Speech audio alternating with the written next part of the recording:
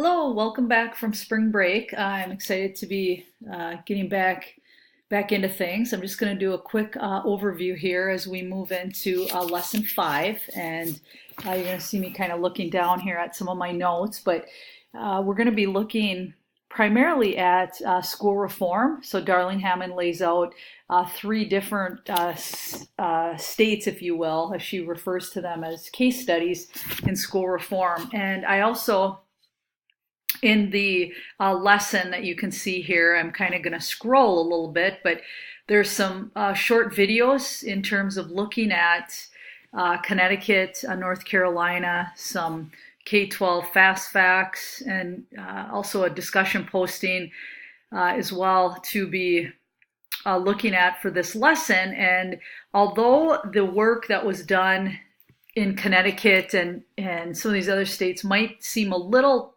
bit dated, it's important to look at sort of the process that these schools went through and what happened. So we have some longitudinal data in looking at their work, because it's interesting now in 2018 to see, okay, did the reform efforts stick?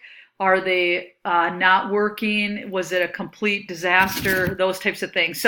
So don't be concerned about the date of the reform efforts. Be more concerned about the longitudinal status of the work. Just briefly, and then of course there's a discussion prompt for you to be working through. Also, just a friendly reminder, this lesson only spans 1 week.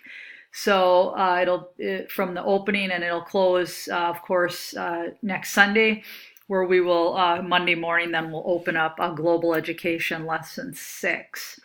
I also want to take just a real brief minute and point out to you that the current issue future trend assignment rubric is in this lesson module, and I would suggest highly that you open it up, and which I'm going to do here.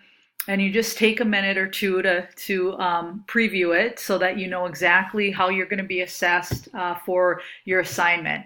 I will be finishing up your interviews hopefully this afternoon. I apologize that it's taken me long. I got violently sick right before spring break and was pretty much ill for a good week and a half. So that really kind of put a damper, if you will, on my schedule.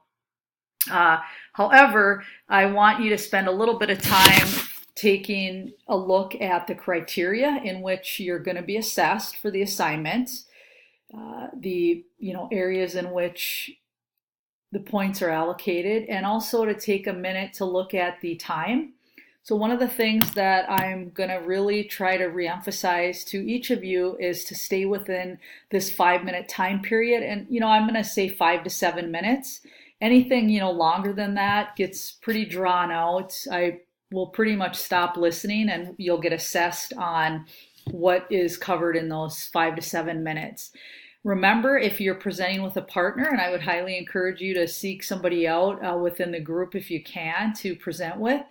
If not, it's fine to do the project solo, but that each person has equal time presenting. So just wanted to point those things out in the rubric. And again, just spend some time looking over, if your presentation, if your PowerPoint follows these areas and the context in which you're going to be reviewed, you're going to do just fine.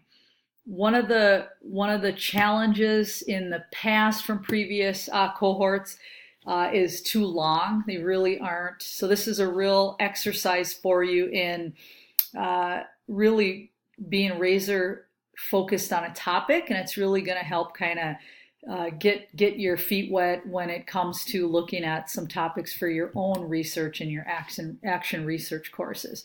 So I just wanted to take a minute to point that out, go through the rubric that's in this lesson. And school reform is something that has not gone away. It's still a part of, I think it always will be. We're always looking at ways in which to improve. We're always looking at trying new things. So it's interesting. Have fun with the lesson. The only thing due within this lesson is your discussion post. So just be mindful of, there's quite a bit of reading and some videos to watch. But again, it's only spans a week. Review, take some time to review the rubric, and please, please, please keep tweeting. You don't want to get to the end of the semester, and in our Zoom session, I went over the rubric for your Twitter activity. So make sure you're being mindful of that, because you certainly wouldn't want to, lose points off your grade for lack of the Twitter use. So with that, I'm going to close here. I'm excited to get back at it. I am glad that I'm feeling better. I hope all of you are well and your families, and I look forward to examining a little more closely school reform with each of you. Have a great day.